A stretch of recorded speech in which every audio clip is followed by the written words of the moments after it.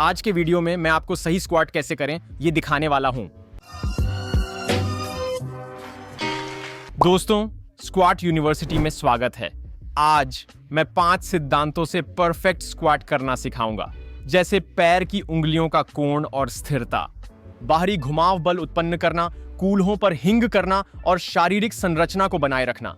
अब हम सबसे पहले बिना किसी गिविस्ट के बैठने की 5 अनिवार्यताओं से गुजरेंगे और फिर मैं आपको दिखाने जा रहा हूं कैसे एक बारबेल जोड़ना, चाहे पीठ पर हो या छाती पर, उन्हें प्रभावित कर सकता है। तो चलिए पहले एब्सोल्यूट से शुरू करते हैं, जो है पैर की उंगली का कोण। जब हम स्क्वाट करते हैं तब हम आदर्श रूप से चाहते हैं कि ज्यादातर लोग अपनी पैर की उंगलियों को थोड़ी बाहर की ओर रखें। इसे हम सरल कहते हैं। तो लगभग 5 से 7 डिग्री की बाहर की ओर स्थिति। तो पूरी तरह से सीधे खड़े होकर शुरू करें, फिर अपने पैरों की अंगुलियों को थोड़ा सा बाहर की ओर घुमाएं।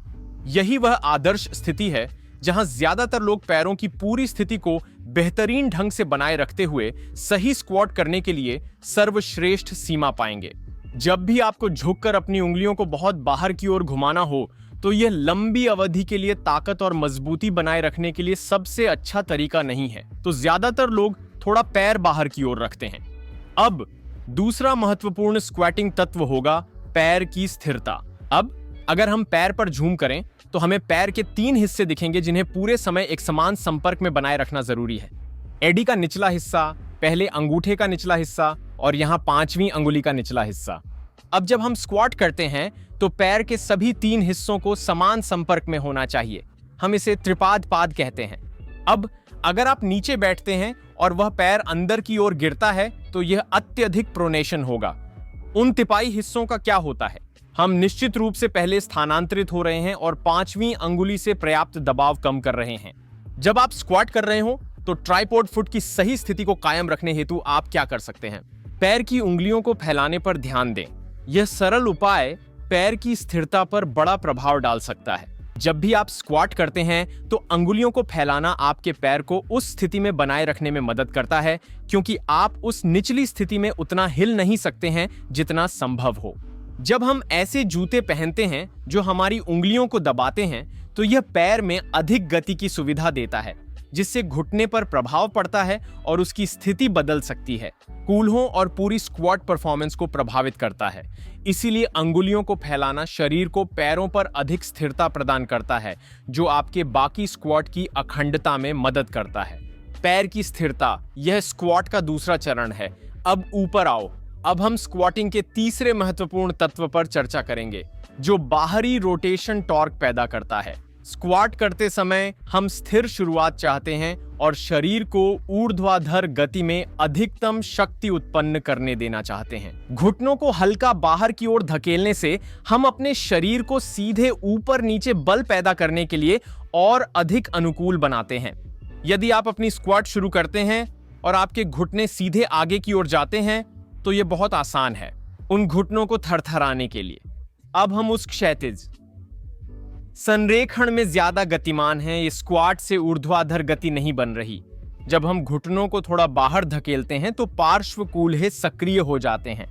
यह कूल्हे के सॉकेट में स्थिरता पैदा करता है, फेमर को सॉकेट के केंद्र में रखता है, इन बाजू के कूल्हे की मांसपेशियों को सक्रिय करता है और हमें स्क्वाट की उस अखंडता को बनाए रखने की अनुमति देता है जहां घुटने सीध में रहते हैं, हमारे पैर की तीसरी अंगुली के साथ। अब बाहरी घूर्णन बल बनाने की बात यह है कि आपको पहले 2 नियम बनाए रखने होंगे। आपको पैर की अंगुली का कोण और पैर की स्थिरता बनाए रखना जरूरी है। अगर बाहरी घूर्णन टॉर्क गलत तरीके से बनता है तो यह अनजाने में बाहरी घूर्णन गति में तब्दील हो सकता है। अगर मैं यहां से घुटनों को बहुत ज्यादा बाहर की ओर धकेलता हूं तो क्या होता है? पहले मेरे पैर की उंगलियां घूमने लगती हैं। यह बाहरी घुमाव है। मैं इसे नहीं चाहता क्योंकि इससे स्थिरता खो जाती है। ये मेरे पैर को उसके साइड पर मुड़ने की अनुमति देता है। हमने एक बार फिर से ट्राइपॉड पैर खो दिया है। बाहरी रोटेशन टॉर्क बनाना का मतलब है कि मैं अपने पैरों के कोण को बरकरार रखूंगा। मैं अपने पैरों की स्थिरता को ट्राइपॉड के माध्यम से बनाए रखूंगा और फिर मैं अपने घुटनों को बाहर की ओर ले जाकर अपनी निचली अंगों को संरेखित करूंगा। घुटनों को पैरों के साथ मिलाएं, कूल्हे घुमाएं। हम जो टॉर्क बना रहे हैं वह एक घूर्णी बल है, न कि एक घूर्णी बल आंदोलन। वहां से हम फिर चौथे पहलू की ओर बढ़ते हैं, जो है स्क्वाटिंग का, जिसमें कूल्हों पर मोड़ना शामिल है। अब हर स्क्वाट चाहे आप किसी भी प्रकार का कर रहे हो, कूल्हों से ही शुरू होता है। इसका मतलब यह नहीं है कि बाकी शरीर नहीं चलता, बस कूल्हा गतिविधि का केंद्र बिंदु है। यहां मेरा मतलब यह है, इस स्थिति से मैं पहले कूल्हों को पीछे की ओर धकेलना शुरू करूंगा और छाती को आगे लाऊंगा। यह वही झुकने की गति है। ध्यान दें, मेरे घुटने भी हिल रहे थे, पर शुरुआत में आगे नहीं झुके। तो सबसे पहले मैं अपने कूल्हे से झुकना शुरू करूंगा और फिर अब जब मेरा संतुलन कायम है तो मैं सीधे नीचे बैठ जाऊंगा। कई लोग अपने घुटनों को बहुत आगे की तरफ बढ़ा देते हैं या फिर कूल्हों को काफी पीछे की ओर ले जाते हैं। हम इस स्थिति में संतुलित नहीं हैं। सही हिप हिंग कूल्हों को पीछे धकेलता है, छाती को आगे लाता है। मैं संलग्न हूं। अब मैं सीधे नीचे स्क्वाट करने जा रहा हूं।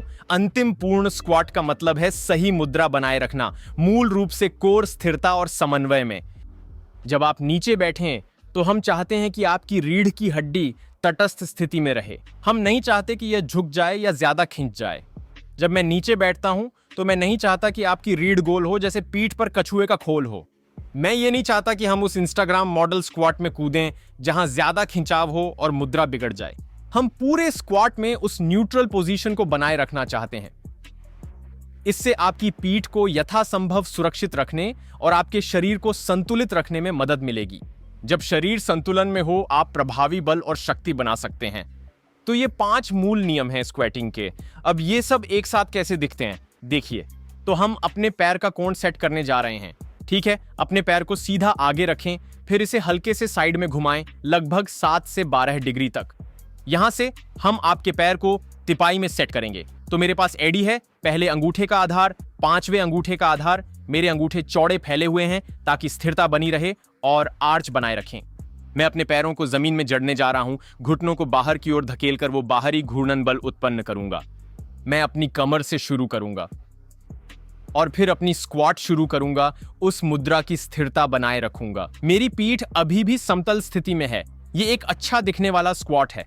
अब जब हम एक बारबेल को आपकी पीठ पर या फ्रंट स्क्वाट में आपकी छाती पर रखते हैं तो वह कैसे बदलता है?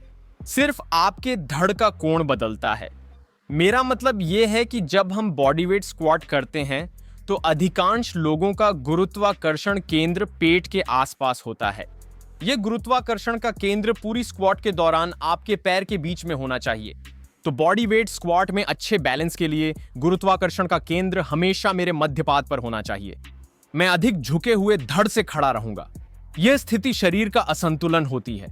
सीने को ऊपर रखने का प्रयास संतुलन नहीं बनाता है। इसीलिए शरीर के वजन वाले स्क्वाट में छाती ऊपर करने का संकेत अक्सर सही नहीं होता, क्योंकि यह आपके शरीर के संतुलन को बिगाड़ सकता है। यह गुरुत्वाकर्षण के केंद्र को पीछे की ओर धकेलता है। इसीलिए एक झुकी हुई छाती की स्थिति बॉडी वेट स्क्वाट के लिए अधिक संतुलित और सुरक्षित होती है। जब आप अपने शरीर पर एक बारबेल रखते हैं तो आप अचानक अपने शरीर के एक केंद्रित हिस्से पर वजन डालते हैं और आप उस गुरुत्वाकर्षण के केंद्र को थोड़ा सा ऊपर खींच लेते हैं। तो हम बिना वजन वाली बारबेल से इसकी नकल करेंगे। अधिक वजन पीठ पर खिंचाव बढ़ाता है, जिससे गुरुत्वाकर्षण का केंद्र धड़ की स्थिति बदलता है। जब मैं अपनी पीठ पर बारबेल रखता हूं और इसे साइड से देखते हैं, अब गुरुत्वाकर्षण केंद्र ऊंचा होकर पीठ की ओर है। केवल एक ही चीज बदलेगी कि मेरी छाती मेरे बॉडी वेट स्क्वाट की तुलना में थोड़ी अधिक लंबवत होगी। वही नियम यहां पर लागू होते हैं। मैंने अपने पैर का कोण सही से सेट किया है और पैर अब पूरी तरह से स्थिर हैं। मैंने बाहरी रोटेशन टोकर बनाया है।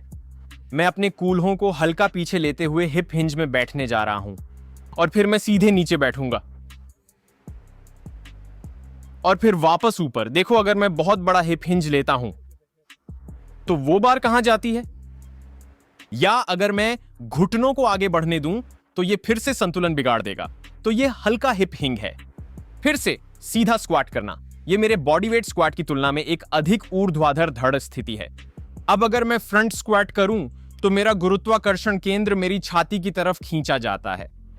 मैं अब भी वही सब गतिविधियां करता रहूंगा, लेकिन इस बार मेरी हिप हिंग कुछ छोटी और थोड़ी कम होगी।